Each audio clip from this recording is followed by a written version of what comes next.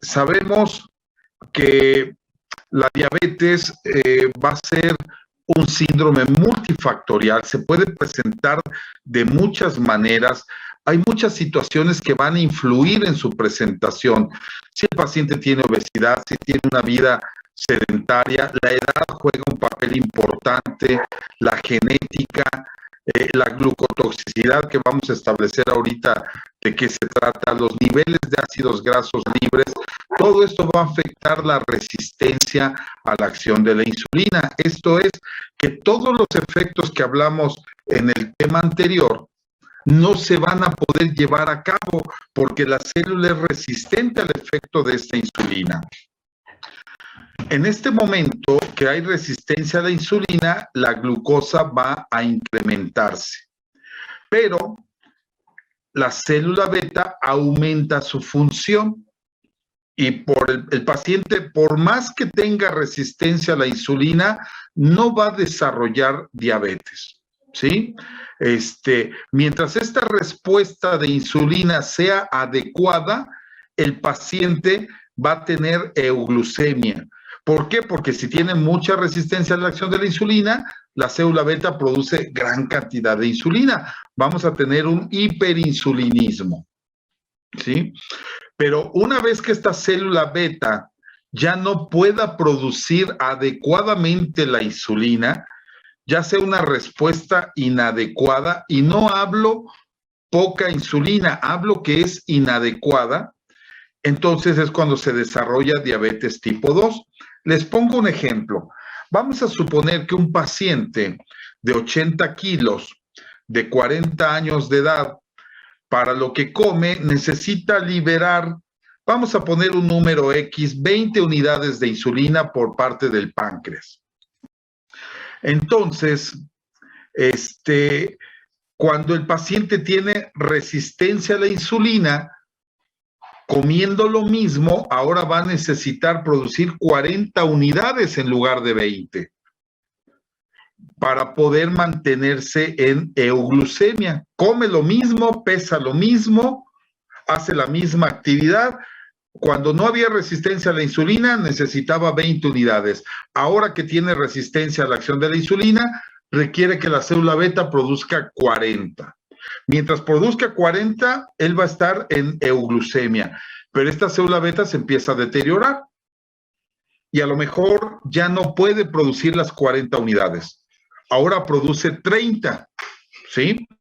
Cuando produce 30, produce más de las 20 unidades que requería originalmente. Entonces, aún sigue teniendo una hiperinsulinemia, porque sigue produciendo 30, pero esas 30 ya no son suficientes para mantener glucosa normal, empieza a elevar la glucosa y va a desarrollar diabetes, pasando primero por una glucosa de ayuno anormal, posteriormente va a pasar a una intolerancia a los carbohidratos y hasta después, ya en una etapa más tardía, va a desarrollar diabetes mellitus tipo 2. Por eso es que a veces podemos decir que un paciente con diabetes tipo 2 tiene hiperinsulinemia, porque antes producía 20, ahora que requiere 40, produce 30, sí, eso es una hiperinsulinemia, pero no es suficiente para mantener los niveles de glucosa. Entonces, por eso podemos tener pacientes con diabetes que tengan hiperinsulinemia, para que no les suene raro este concepto, porque a veces decimos diabetes es igual a glucosa alta, insulina baja. En la mayoría de los pacientes así es, pero en etapas iniciales podemos tener pacientes con insulina alta. Y bueno, antes, cuando yo estudié medicina, la diabetes era muy sencilla. Básicamente era un triunvirato, eran 3 elementos que generaban esta hiperglucemia. Lo primero es a nivel de músculo. Les comentaba yo que la insulina es el encargado de que el músculo capte el 94% de la glucosa después de un alimento. Pero si yo tengo resistencia a la acción de la insulina en el músculo, entonces no va a poder captar toda esa glucosa que se consumió en el alimento y por lo tanto se va a quedar una parte en sangre y eso me va a generar hiperglucemia, ¿sí?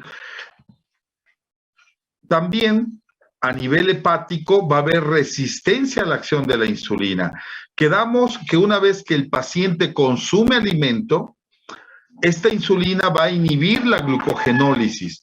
Esto es que este hígado ya no libere más glucosa a la circulación. Pero como hay resistencia a este efecto, entonces, aunque el paciente haya consumido alimentos, el hígado sigue liberando glucosa a la circulación. Entonces, la que no capta el músculo más la que sigue produciendo el hígado me va a generar mucha hiperglucemia. Pero yo les decía, mientras este páncreas pueda producir insulina, este paciente va a estar con glucosas normales. Y vamos a definir de una vez lo que es resistencia a la insulina. Una definición muy simple es: la resistencia a la insulina es una disminución de la respuesta biológica de la insulina por parte del tejido blanco. Estos son sus tejidos blancos. Entonces hay una disminución de esa respuesta biológica. No quiere decir ausencia de función, disminución. Vamos a tener grados. Hay gente que tiene poca resistencia y hay gente que tiene mucha resistencia. De acuerdo a este grado, voy a tener el complemento de la definición. Ya les dije, es una disminución de la respuesta biológica a la acción de la insulina por parte del tejido blanco con un hiperinsulinismo compensador. Es parte de la definición. Entonces, este páncreas tiene que producir mayor cantidad de insulina para suplir esa falta de efecto al 100%. Y este páncreas va a tener que producir tanta insulina como haya resistencia a su acción. Y cuando este páncreas es capaz de hacerlo, entonces el paciente va a estar en normoglucemia. Cuando estas células empiezan a fallar, empieza a disminuir esa producción de insulina y ya no es suficiente. Y el paciente va a empezar a quedar con diferentes grados de hiperglucemia. Entonces, esto es lo que me define diabetes. Yo puedo tener resistencia a la insulina y no tengo diabetes. Es hasta que falla la célula beta cuando voy a tener, entonces sí, diabetes. Así de simple era la diabetes cuando yo la estudié, ¿sí? Pero ha venido cambiando esto mucho. Antes de decirles cómo ha cambiado ahorita, les voy a decir la célula beta. Un paciente con sedentarismo, sobrealimentación y resistencia a la insulina va a tener una célula beta estresada, porque esto me va a dar, esta resistencia va a hacer que la célula beta tenga que producir más insulina. Es como el esposo que tiene a una mujer que gasta mucho con la tarjeta de crédito. Siempre está gastando y pues necesita ganar más dinero para poder compensar ese gasto y pagar la tarjeta de crédito. Si ese esposo se estresa pero puede trabajar más y consigue más dinero, pues entonces se compensa, tiene tolerancia normal a la glucosa, ¿sí? Entonces, porque hay un aumento en la secreción y crecimiento, hay un crecimiento de esa célula beta. No aumenta el número, pero sí se vuelve una célula beta más grande, más eficiente para producir insulina, y es lo que conocemos como una célula beta robusta. A lo mejor ya se consiguió otro trabajo, ¿verdad? Trabaja en salubridad, trabaja en el ISSSTE, tiene su consultorio en la priva y anda trabajando todo el día. Es una célula beta robusta y puede con las demandas de la resistencia a la insulina, ¿sí? Y vamos a tener una normotolerancia por adaptación. Pero, ¿qué pasa si ya se enferma o ya se cansa y no puede trabajar tanto, o ya de uno de los trabajos lo corrieron? Entonces ya no puede cubrir estas necesidades. A eso se le llama célula beta susceptible, y entonces va a haber disfunción de la célula beta. Y vamos a pasar a una intolerancia a la glucosa o bien a una diabetes temprana. Conforme esa célula beta se vaya deteriorando más, entonces ya vamos a tener una diabetes bien establecida y una diabetes tardía, que esta diabetes tipo 2 puede incluso comportarse como una diabetes tipo 1, en donde la diferencia es que la diabetes tipo 1 no produce nada de insulina, la diabetes tipo 2, como ustedes ven, va disminuyendo gradualmente esa función de la célula beta. Y bueno, ¿por qué vamos a tener una célula beta susceptible?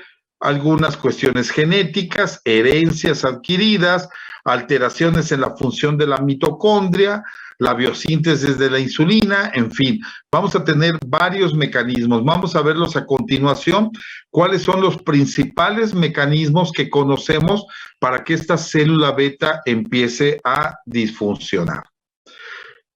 Aquí lo podemos ver en este estudio, es el estudio UCA-PDS, hecho desde el siglo pasado, que nos dio mucha información. Es el estudio más grande que tenemos en cuanto a diabetes, hecho en Inglaterra. Y aquí se tomaron pacientes para analizar desde antes que tuvieran diabetes y se les dio seguimiento, analizando qué tanta insulina se producía.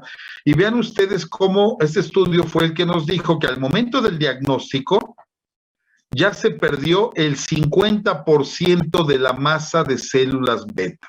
Eso siempre y cuando hagamos un diagnóstico bien temprano, bien puntual.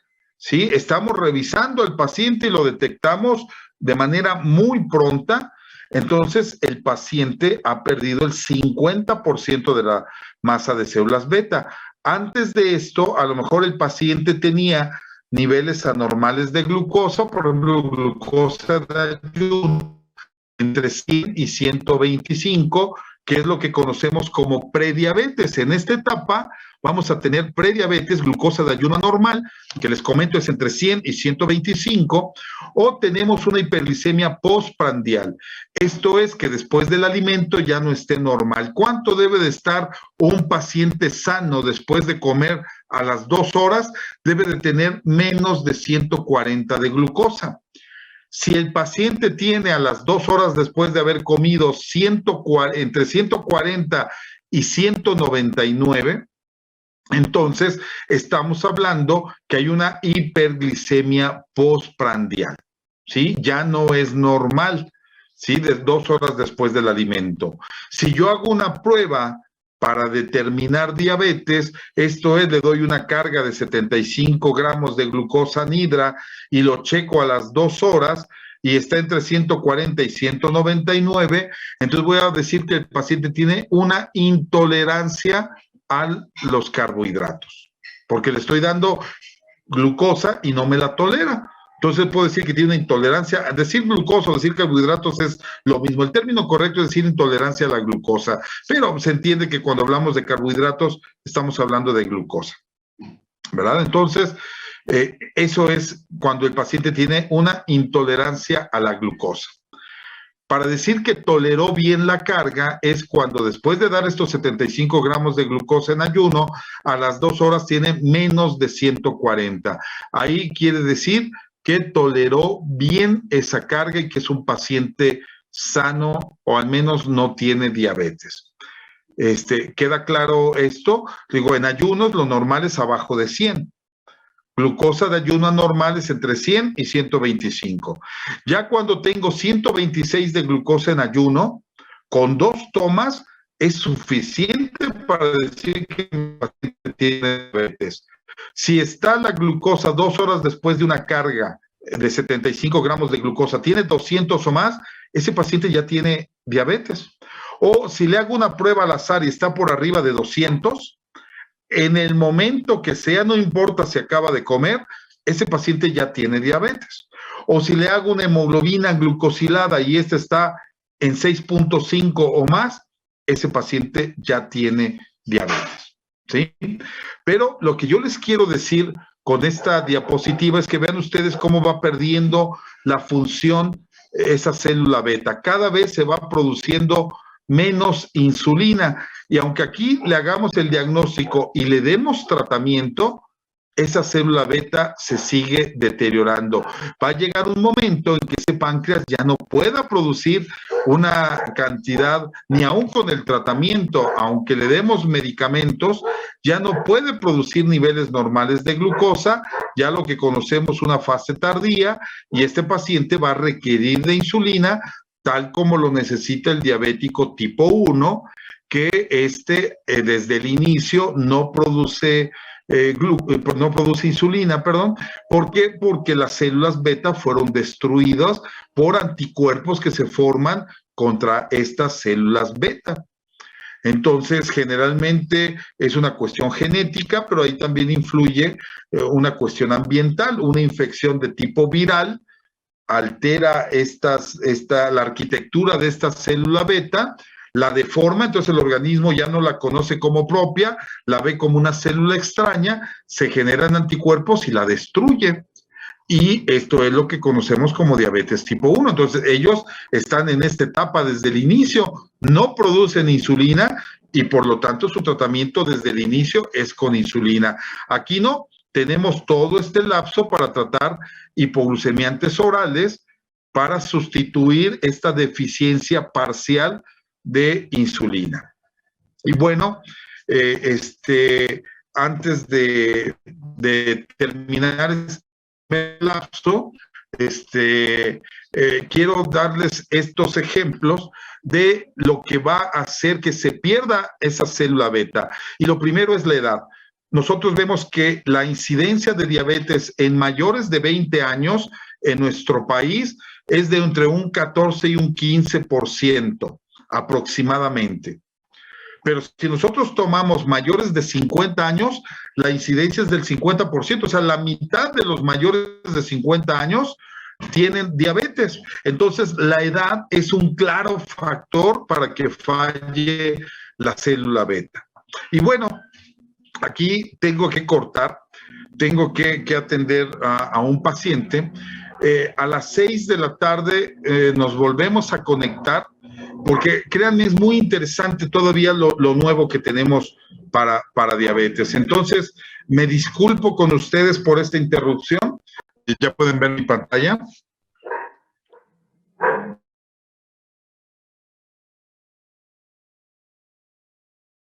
A continuar entonces.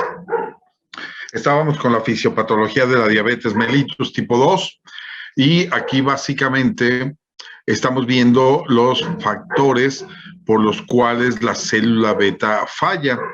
Ya dijimos de que para que tengamos diabetes, además de tener resistencia a la acción de la insulina, debemos de tener que la célula beta empiece a disminuir su función. Ya vimos que la edad, a mayor edad, hay más frecuentemente casos de diabetes, por lo tanto la edad es un factor que va a limitar la función de la célula beta. La otra son cuestiones genéticas. Estas cuestiones genéticas, sabemos que hay genes que influyen para la resistencia a la acción de la insulina y genes para la disfunción de la célula beta. Por eso podemos tener en algún paciente mayor cantidad de resistencia a la insulina que en otros, y en algunos podemos tener falla de la célula beta más temprano que en otros más tardía, de tal forma que algunos pacientes a los 2-3 años de tener diabetes mellitus tipo 2 ya requieren de tratamiento con insulina, y algunos otros pueden durar 20 años o más con tratamiento con hipoglucemiantes orales y no requieren todavía de aplicar insulina exógena. Entonces, estos factores genéticos son los que intervienen. La glucotoxicidad básicamente nos quiere decir que cuando hay un exceso de glucosa en sangre, vimos que requieren glucosa para que el GLUT2 lo internalice a la célula beta y pueda actuar a nivel de mitocondria. Pero cuando tenemos un exceso de glucosa, esta se vuelve tóxica.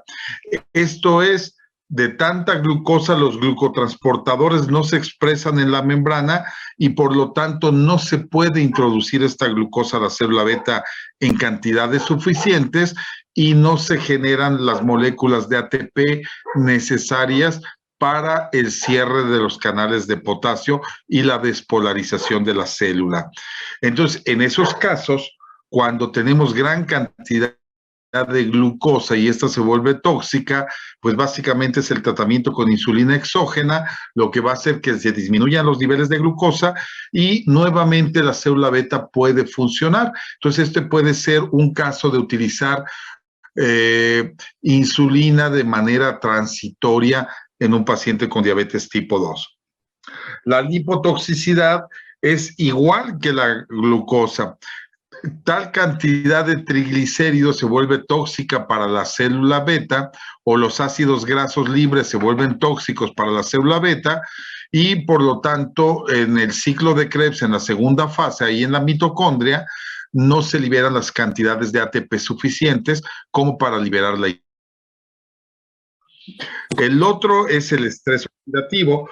Todos estos productos de glucosilación avanzada que tenemos por el metabolismo de la glucosa va a hacer que se generen muchos radicales libres de oxígeno y esto me va a dar ese estrés oxidativo y también va a hacer que la célula beta disfuncione. Más adelante vamos a ver más a detalle qué es la disminución del efecto incretina. Este GIP y GLP-1 que se liberan en el intestino, vamos a tener un efecto disminuido y por lo tanto no va a ampliar esa liberación de insulina por la célula beta. Sulfonilureas, que aquí lo pongo con un signo de interrogación, porque tenemos diferentes tipos de sulfonilureas y no todas producen falla de célula beta, pero se puede suponer que si yo doy una sulfonilurea que su función es hacer que la célula beta esté secretando continuamente insulina, no nada más cuando haya glucosa o cuando el paciente coma, sino en ayuno, estos medicamentos van a hacer que la célula beta esté sobresecretando insulina y esto también puede desgastar la célula beta. Después los depósitos de amilina y algo muy importante es el proceso inflamatorio representado aquí por el factor de necrosis tumoral alfa, pero todas las sustancias proinflamatorias van a hacer que falle la célula beta. Entonces, como ven, son muchos los factores que pueden hacer disfuncionar a la célula beta. Aquí tenemos el fenómeno de glucotoxicidad. Les comentaba yo que este glucotransportador que hace que se introduzca la glucosa aquí y en la mitocondria se lleve a cabo esta producción de ATP, aquí es donde va a disfuncionar, no vamos a tener esta sobreexpresión de GLUT2 y por lo tanto esta glucosa se vuelve tóxica y no puede entrar. La lipotoxicidad consiste en que aquí a nivel de mitocondria no se produzca la cantidad suficiente de ATP. Entonces esto es básicamente para ejemplificar lo que es la glucotoxicidad y la lipotoxicidad. Los depósitos de amiloide en los islotes, vemos aquí cómo estas células beta son invadidas por este amiloide pancreático. Vean aquí un islote normal y vean aquí estos en color rosa, estos depósitos de amiloide que van a hacer que haya menos células beta y por lo tanto menos producción de insulina. Bien, hasta aquí estos tres elementos que comentaba, que era la resistencia a la acción de la insulina a nivel muscular y la resistencia a nivel hepático y la falta de producción de insulina. Ese triunvirato que yo les comentaba, básicamente es lo que conocíamos como diabetes mellitus antes. Todo era resistencia a la acción de la insulina con disminución en la producción de insulina por el páncreas. Pero antes de eso, ¿qué pasa? Y aquí este cuarteto es parte de un octeto, 8 fenómenos que describió el doctor De Fronzo, que es una de las gentes que más saben de diabetes en el mundo y de los que más han estudiado la fisiopatología de la diabetes en el mundo, el doctor De Fronzo. Él está en Texas, en la Universidad del Sur de Texas. Ahí es donde tiene su base. Y bueno, él viene a México muy a menudo. De hecho, hay una beca para el mejor residente de endocrinología en el país. Los dos mejores cada año tienen una beca para estar ahí en el instituto con el doctor De Fronzo para hacer una subespecialidad en diabetes. Y frecuentemente están presentando los trabajos que hacen estos residentes en el Congreso Nacional de Nutrición y Endocrinología de nuestro país. Entonces, el doctor De Fronzo frecuentemente está acá en México y es un excelente maestro que hemos aprendido de él. Mucha gente de aquí en México sobre la diabetes ha sido gracias al doctor De Fronzo. Bueno, el De Fronzo en el 2008, en el Congreso de la Asociación Americana de Diabetes, tienen ellos una conferencia que es la más importante, se llama Conferencia Banting, en honor al doctor Banting, que fue quien pudo aislar por primera vez la insulina de una perrita, ¿no? Y utilizarla para el tratamiento del primer paciente con insulina por allá de 1921 fue que la pudo aislar. De hecho, este año se van a cumplir 100 años del descubrimiento o del aislamiento de la insulina por primera vez. Entonces, en honor al doctor Banting, así se llama la conferencia más importante de este congreso. Y ahí presentó el doctor De Fronzo precisamente este octeto ominoso, así lo llamó, octeto ominoso, octeto de la muerte, y de ahí se desprenden estos 4 fenómenos. Entonces lo llama el cuarteto disarmónico, cuando aquí tenemos este tejido adiposo. Quedamos que la acción de la insulina en el tejido adiposo básicamente consta de 2 situaciones. Una, tiene que captar glucosa en un 4% de la glucosa después de un alimento, pero su función principal quedamos que es el captar grasa y el evitar que esta grasa salga de aquí, evitar la lipólisis precisamente. Y generar lipogénesis ahí en el tejido adiposo. Bueno, pues cuando hay resistencia a la acción de este tejido adiposo, es cuando no se puede mantener la grasa aquí. Este tejido adiposo ya no capta más grasa aquí, no capta más triglicéridos y sí está liberando muchos ácidos grasos libres. Los grasos libres es donde empieza el problema. El paciente con obesidad, con sedentarismo, va a generar esta resistencia a la acción de la insulina. Yo soy de los que piensan que aquí es donde se genera el proceso. Entonces debe ser el primer paso.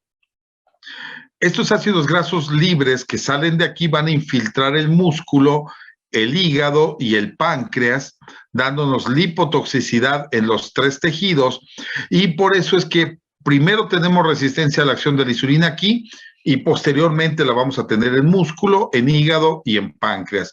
Y esto es lo que va a hacer que ahora estos tejidos tengan resistencia a la acción de la insulina. Entonces, todo empieza aquí en el tejido adiposo y vamos a ver cómo es. Vean ustedes en estas 2 imágenes, básicamente es la misma cantidad de grasa en este espacio que en este otro. ¿Qué diferencia hay entre uno y otro? Que aquí la grasa está distribuida en adipocitos y aquí en pocos adipocitos, por lo tanto este adipocito se vuelve grande. Este tejido adiposo grande se vuelve resistente a la acción de la insulina. Este tejido adiposo pequeño, aunque es la misma cantidad de grasa, todavía sigue siendo sensible a la insulina. Por eso es que podemos tener algunos pacientes con obesidad que no tengan resistencia y que no tengan diabetes. Y otros con la misma obesidad sí lo van a generar. Entonces, estos adipocitos pequeños son sensibles a la insulina estos grandes son resistentes a la acción de la insulina. Estos nos van a dar una obesidad más bien de tipo central, que también se conoce como obesidad en manzana, y este otro nos va a dar una obesidad ginecoide, esta de acá se llama androide, que es una obesidad más periférica y se conoce más como forma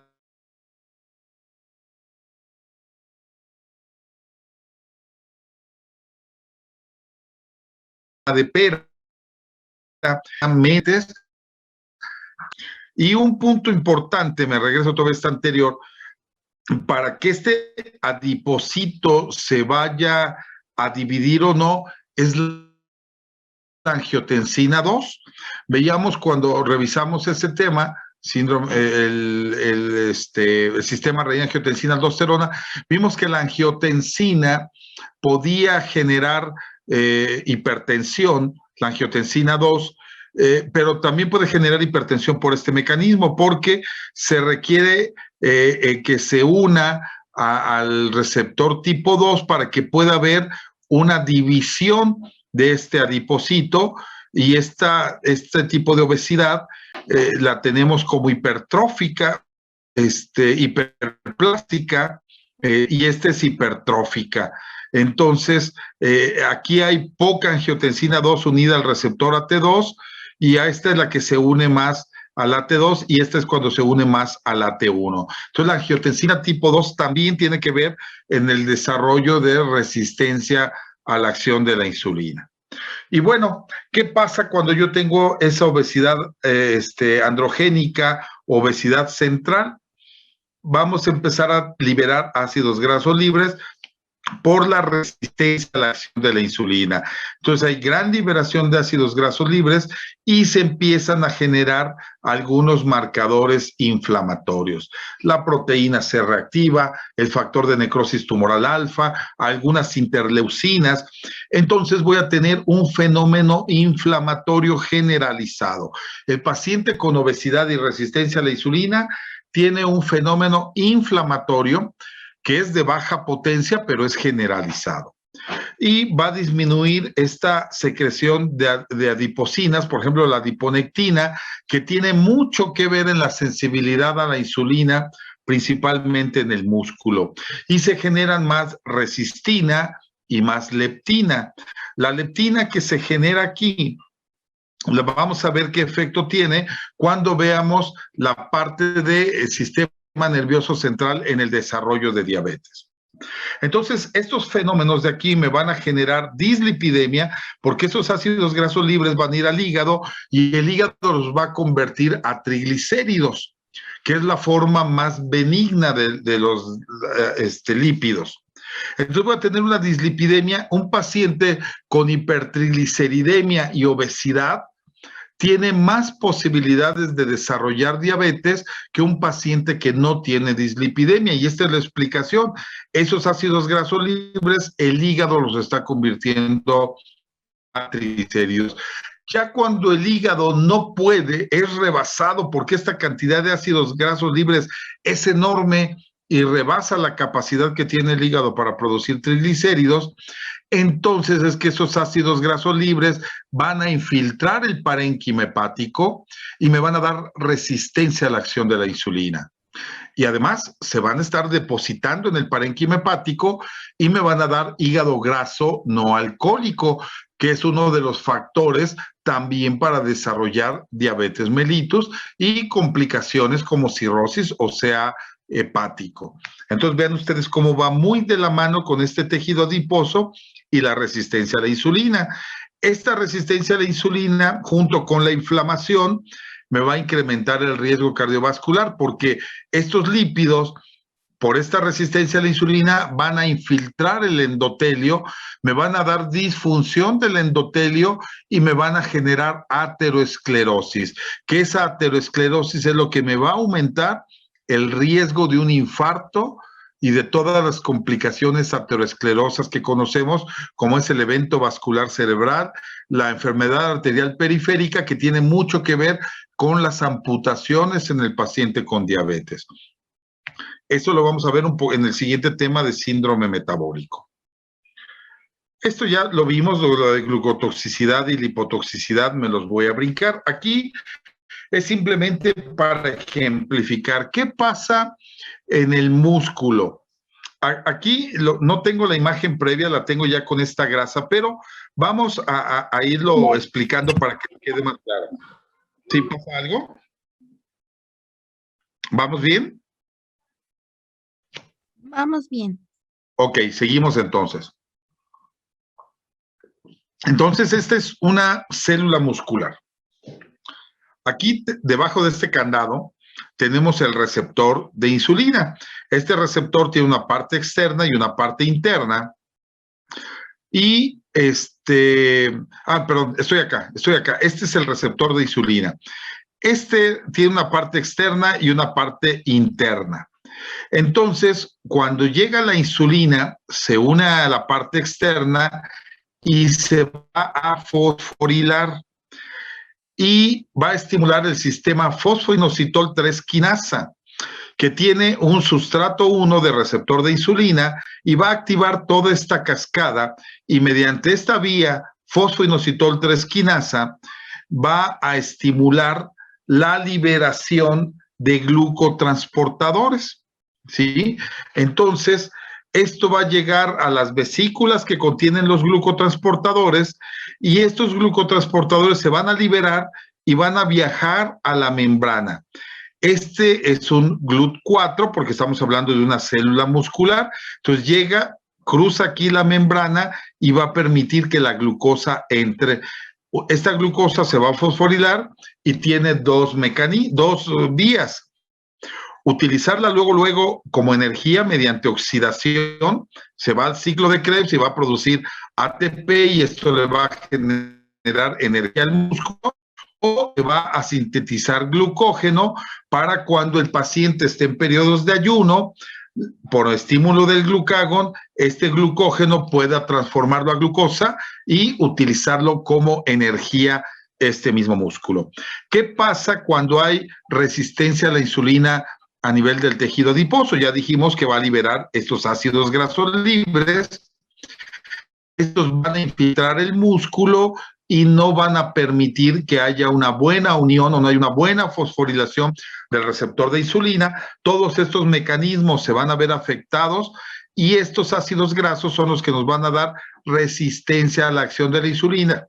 Por lo tanto, menos liberación de estos glucotransportadores y esta glucosa que tenemos acá no va a poder entrar correctamente a la célula. Entonces, esto es para ejemplificar la resistencia a la acción de la insulina en el tejido muscular. Bien, ahora pasamos al quinteto esencial, lo que es el efecto incretina. Vamos a ver entonces este sistema de incretinas y aquí tenemos esta imagen que nos va a ejemplificar que cuando el paciente consume un alimento, va a estimular en el tracto gastrointestinal la liberación de GLP-1. Esto es a nivel de íleon. Se hace por los plexos mientéricos de Meissner y Auerbach que tenemos durante el intestino y esto se puede llevar durante la fase cefálica del alimento. Esto es, no necesito ni siquiera comer. Puedo estar imaginándome una rica cena y con eso todavía ni siquiera está servido el alimento en la mesa, pero yo ya puedo estarme saboreando esto y ya puedo estar liberando este GLP-1. Una vez que llega el alimento, pues este estímulo se vuelve más intenso y este GLP-1 va a actuar a nivel de páncreas. Ya vimos cómo mediante un receptor aumentando el MP cíclico para que este incremente la liberación de insulina que se hace ya cuando los niveles de glucosa están altos. Entonces, este GLP-1 va a tener dos efectos en el islote pancreático. Uno es incrementar los niveles de insulina y dos, inhibir el glucagón. ¿Se acuerdan que habíamos dicho que cuando había insulina, la insulina inhibía el glucagón? Cuando hay resistencia a la acción de la insulina en el páncreas, cuando tengo lipotoxicidad, no se inhibe correctamente el glucagón. Entonces, aunque ya tenga glucosa elevada y libere insulina, el páncreas sigue secretando glucagón por la célula alfa el GLP-1, por un mecanismo distinto al de la insulina, ayuda a suprimir los niveles de glucagón. Que dicho sea de paso también, vamos a verlo más adelante, cómo en la diabetes los niveles de glucagón están incrementados. Y bueno, si nosotros tenemos más insulina y menos glucagón, vamos a hacer que el hígado ya no esté liberando glucosa a la circulación, como debería de ser antes de que tuviéramos resistencia a la acción de la insulina, ¿verdad? Este GLP-1, por medio de esta insulina, también pues va a aumentar la captación de glucosa a nivel muscular, pero no es el único efecto. El GLP-1 va a actuar a nivel del sistema nervioso central, inhibiendo el apetito y haciendo que disminuya la ingesta de alimentos. El paciente con diabetes habitualmente tiene más apetito de lo normal porque tiene disminuido este nivel de GLP-1. Y finalmente, también va a actuar retardando el vaciamiento gástrico. Este estómago se va a hacer lento, por lo tanto, el paciente va a durar más tiempo con plenitud gástrica, va a comer menos y eso lo va a hacer que baje de peso, siempre y cuando yo tenga un sistema de GLP-1 normal. Hasta aquí en esta diapositiva estamos hablando de cuestiones fisiológicas normales, pero el paciente con diabetes tiene alteraciones aquí. Y aquí lo podemos ver en este estudio, es un estudio ya muy antiguo, del siglo pasado, por allá de la década de los 80s. Entonces, aquí tenemos dos tipos de pacientes. La línea azul nos ejemplifica pacientes sanos. La línea amarilla, pacientes con diabetes tipo 2. Entonces se hizo este estudio. Se dio una carga de glucosa por vía oral de 50 gramos y otra carga de glucosa por vía intravenosa. Entonces, vean ustedes aquí en la parte inferior, aquí se vinieron, aquí está, como en la parte inferior vemos que cuando se da la glucosa por vía intravenosa, en los pacientes sanos liberan muy poca insulina.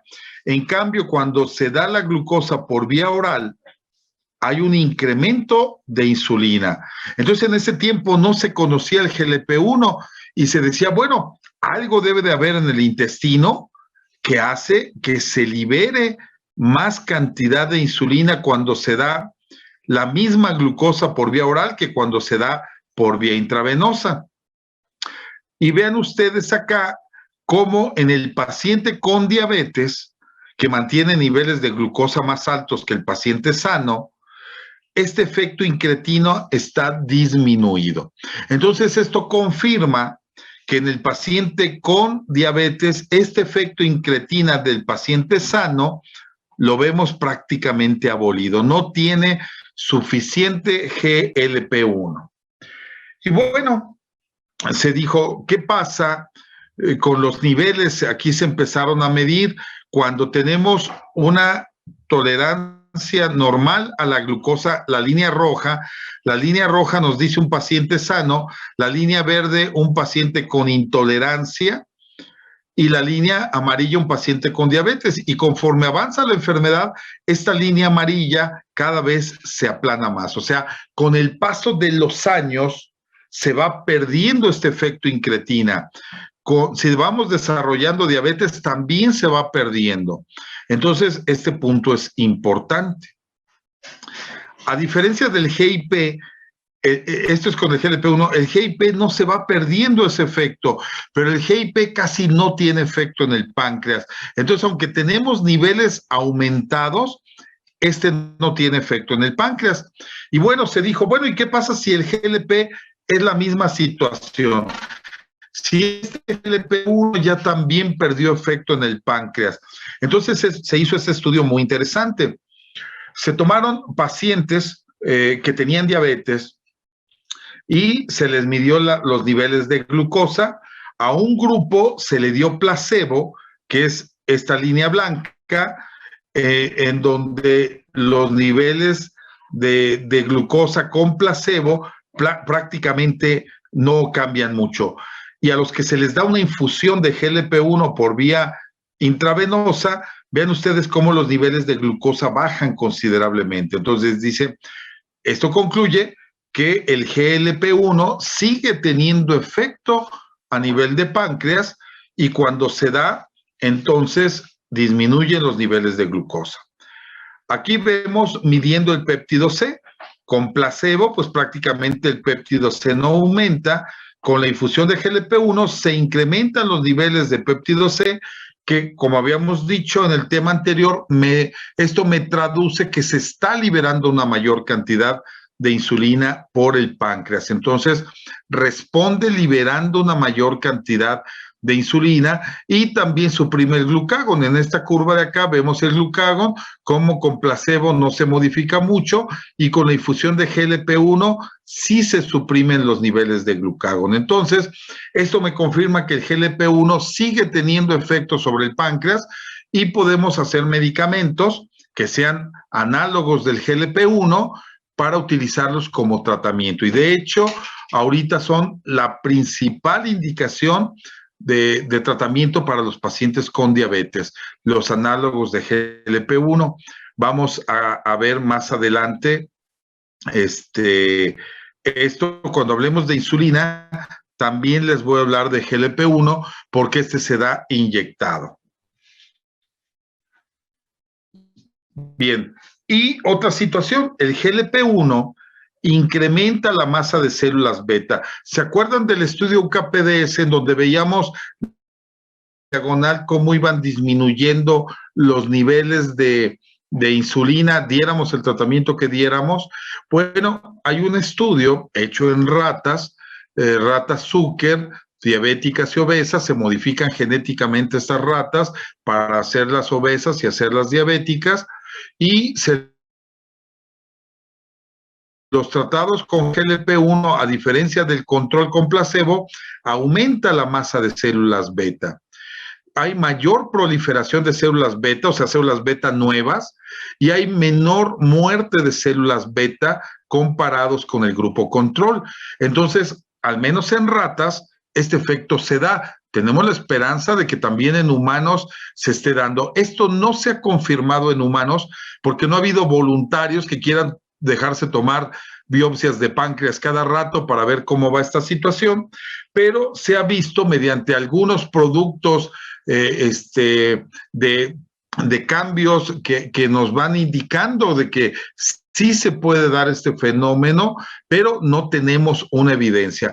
De lo que sí hay evidencia, creí que tenía la diapositiva, pero no, aquí no la tengo, es un estudio que se llama Túnel. Este estudio se ve como una célula beta aislada en el laboratorio, en una caja de Petri, que se trata con GLP-1, dura más que una célula GLP-1 que no se trata con GLP-1. Entonces, las que no se tratan con GLP-1 se destruyen rápidamente en la caja de Petri, y las que se tratan con GLP-1 duran hasta 21 días en la caja de Petri. Entonces, todo esto nos indica de que también en humanos pudiera tener ese efecto de aumento. Bien, hasta ahí con el efecto incretina. Venimos al sexteto. Aquí es a nivel de la célula alfa. Hay un incremento en la secreción de glucagón. Sabemos que la célula alfa va a tener un aumento. Aquí sí va a aumentar el número de células alfa. ¿Se acuerdan de la célula beta robusta que decíamos que la célula beta no aumentaba el número, pero sí su tamaño? Aquí la célula alfa aumenta su número. Por lo tanto, dentro de la fisiopatología, sabemos que no es nada más resistencia a la insulina, disminución de la secreción de insulina por el páncreas, sino que también hay un exceso de células alfa que nos van a generar una hiperglucagonemia. Entonces ya tenemos un factor más en la fisiopatología, además de la disminución del efecto incretina, ahora tenemos una hiperglucagonemia que va a actuar a nivel de hígado, liberando una mayor cantidad de glucosa hepática. Y para eso se hizo ese estudio muy interesante Aquí podemos ver los niveles de glucosa, de insulina y de glucagón en pacientes sanos en esta línea amarilla. Y vemos cómo en ayuno el paciente tiene glucosa baja, insulina baja, por lo tanto, y glucagón elevado. Esta flecha indica que se les da un alimento. Se les da un alimento y inmediatamente aumentan los niveles de glucosa. La célula beta responde liberando insulina para que esta glucosa sea captada por el músculo y esto hace que se inhiban los niveles de glucagón. Una vez que los niveles de glucosa disminuyen, también disminuyen los de insulina y van a empezar a elevarse los de glucagón. Pero vean ustedes lo que pasa en el paciente con diabetes tipo 2, en donde esta glucosa está más elevada en ayunas que un paciente sano, viene el alimento y sube mucho. Los niveles de insulina, como ya el páncreas no es suficiente, no pueden elevarse a lo que debería de ser, se quedan por abajo. Y vean ustedes cómo los niveles de glucagón no solamente no se inhiben, sino que se pueden incrementar. Entonces, esta prueba nos confirma que en el paciente con diabetes hay una disminución de insulina, pero también hay un exceso de glucagón que va a hacer que el paciente esté liberando mucha insulina en ayunas y también después del alimento, porque tengo esta glucosa muy elevada, que es por lo que el paciente comió, pero también por lo que el hígado sigue produciendo por estímulo de este glucagón a nivel hepático. En este otro estudio, lo mismo, se tomó el paciente en ayunos, un paciente sano, y aquí en la parte de abajo un paciente con diabetes, y se les da glucosa marcada. Entonces aquí podemos ver cómo la glucosa que proviene del hígado está en rojo y la glucosa marcada que se les dio por vía oral está en amarillo. Entonces en un paciente sano sube pues básicamente por lo que come, pero en el paciente con diabetes sube mucho porque es lo que come, lo que sigue produciendo el hígado. Entonces, esto confirma que ese hígado en el paciente con diabetes, como resultado de esa hiperglucagonemia, es un factor muy importante para la génesis de la diabetes. Entonces, ese es el sexto efecto que tenemos en la fisiopatología de la diabetes.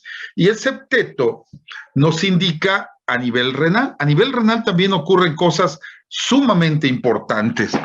El doctor de Fronzo, que les comentaba que fue quien presentó este octeto en San Francisco en el 2008, él básicamente es nefrólogo. Y de ahí, pues que él hace mucho énfasis en todos estos efectos de la fisiopatología a nivel renal. Aquí tenemos que la glucosa que ingresa a nuestro torrente sanguíneo básicamente de dos fuentes, de lo que comemos de la dieta y de lo que produce el hígado.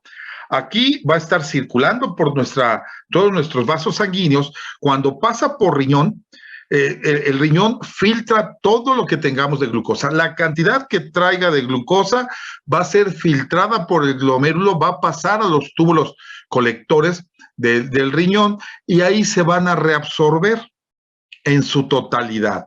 Entonces se filtran y se reabsorben nuevamente a la circulación y bueno, ya aquí se van a utilizar por medio de la acción de la insulina, pues va a captar el músculo y va a captar el tejido periférico en el periodo postprandial. Ya en el periodo posabsortivo es el hígado el que vuelve a captar y el cerebro que también viene a captar una gran parte de la glucosa. Se habla que el 50% de la glucosa la capta el cerebro. Pero esto tiene una limitante. Esto yo dije que se filtra y se reabsorbe al 100% siempre y cuando tenga en la sangre glucosa hasta 180. Vamos a ver qué pasa después. Bien, hay dos situaciones que pasan en el riñón. Les decía yo que el hígado genera el 75 al 80% de la glucosa que es liberada por parte de estos tejidos. Pero ahora sabemos que también la gluconeogénesis se puede llevar a cabo en el riñón. En un 20 a un 25% de esta gluconeogénesis se lleva a cabo en el riñón. Entonces, en una cuarta parte de la glucosa que tenemos no nada más viene del hígado, sino que también el riñón tiene que ver en ese aumento en la producción de la glucosa y por lo tanto es parte de la génesis de la diabetes. Pero no nada más eso. Aquí vemos en este esquema cómo la glucosa que pasa por el riñón se filtra hasta 200, les decía yo 180, entre 180 y 200 se va a poder reabsorber. Entonces, cuando yo tenga hasta 200, porque el riñón puede generar ese extra de 180 a 200, puede reabsorber. Entonces, mientras mi paciente tenga 200 de glucosa en sangre, se va a reabsorber toda aquí en esta línea verde que se ve aquí, toda se va a reabsorber. Y por lo tanto, no se va a tirar glucosa por la orina. Ya si paso de 200, entonces ese riñón ya no tiene la capacidad de reabsorber toda esa glucosa para tirar por la orina.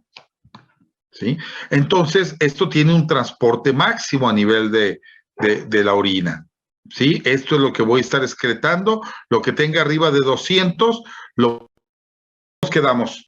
Vimos, les decía yo, que la reabsorción que se filtra, bueno, voy a ver la anterior para ubicarnos. Aquí vimos de que hay mayor gluconeogénesis por parte del riñón, que no solamente es el hígado, sino que en un 20-25% el riñón tiene que ver con la gluconeogénesis. Aquí la explicación es la siguiente. El riñón filtra toda la glucosa que llega hasta un nivel entre 180, lo puede incrementar hasta 200. Aquí se va a reabsorber toda la glucosa y por lo tanto no voy a tener glucosa que se tire por la orina.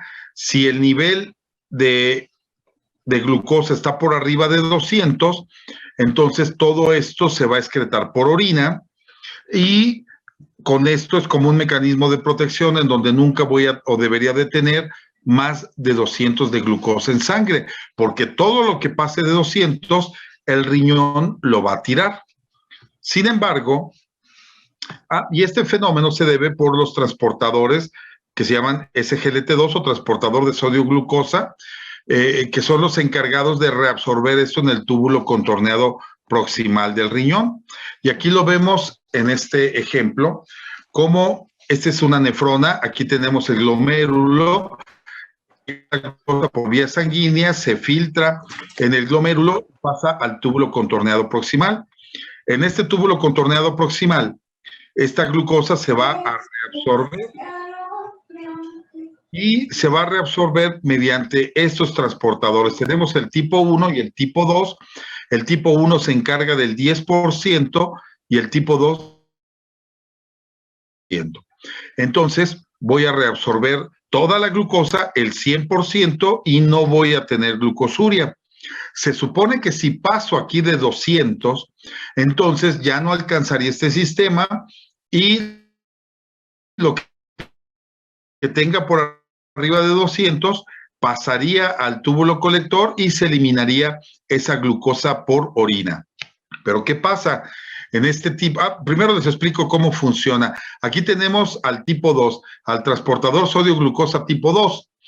Y vean ustedes cómo toma una molécula de glucosa y una de sodio, la introduce a la célula tubular y ya la glucosa, mediante un GLUT2, pasa a la sangre.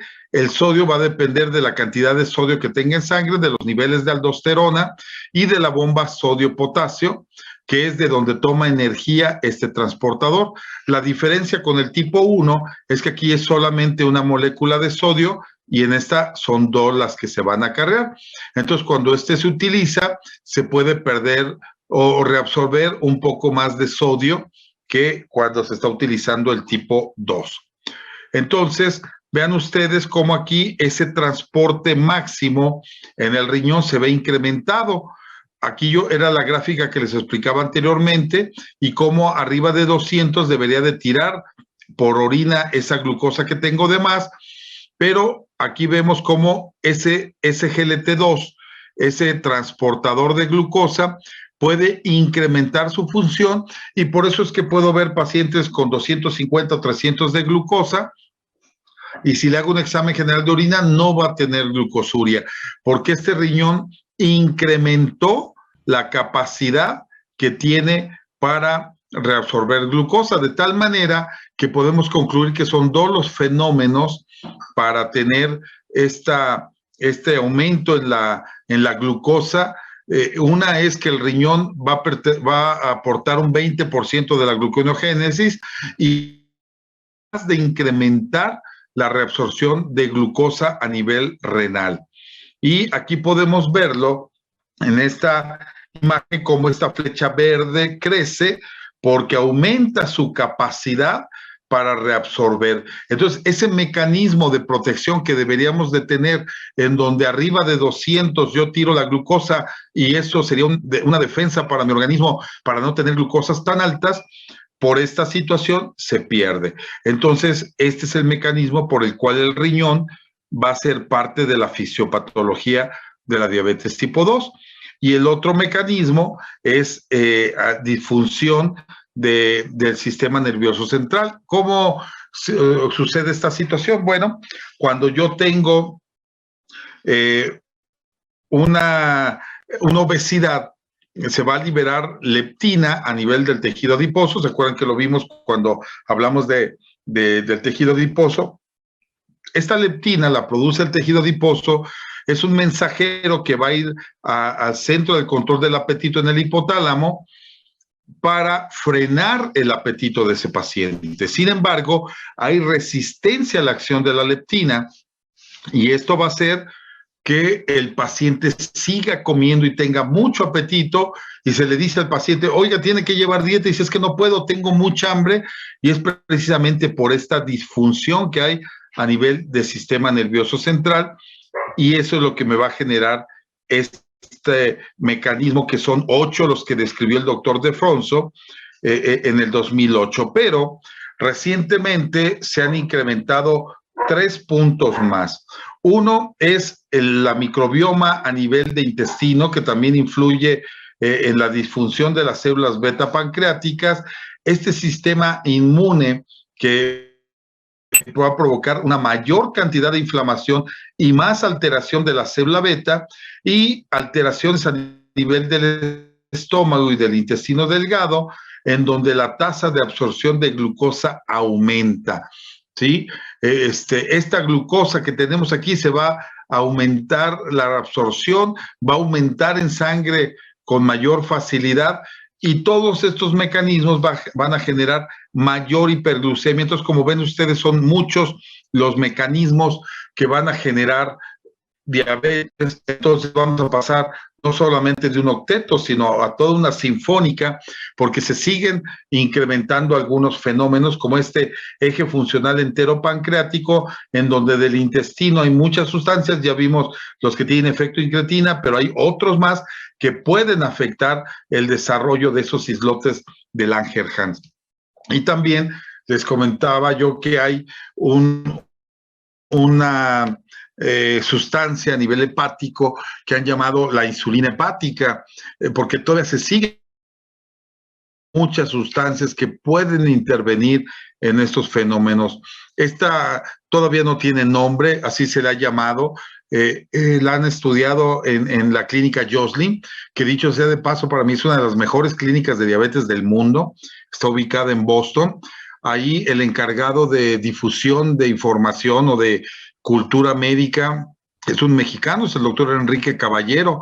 Él está allá en Boston, es profesor de Harvard y trabaja ahí en la clínica Joslin, que dicho sea de paso, ya después les contaré una anécdota de cuando estuvimos allá en Boston, cómo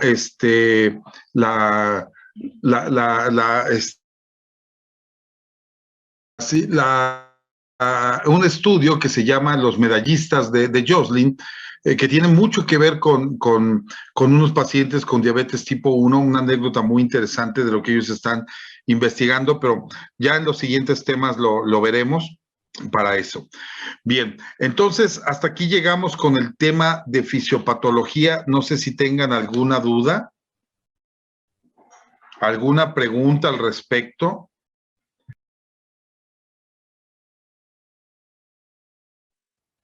Creo que no, doctor.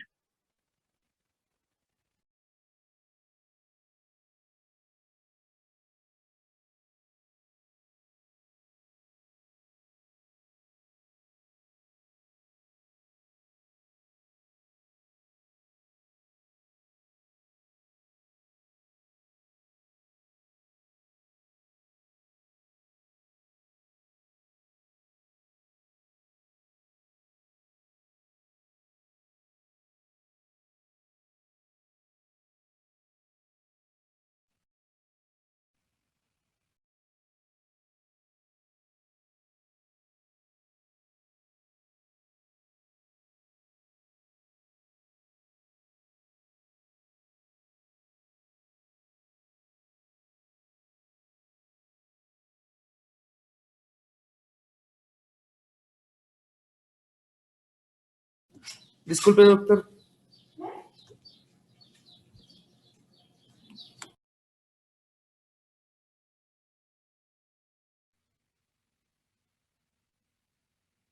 Doctor, no lo escuchamos. ¿Ok? Ya me escuchan. Ya. Ya Jorge puedo. tenía como una pregunta. Ok, adelante. Hace rato que estaba mencionando lo de la falla en el riñón, ¿eso puede generar insuficiencia renal?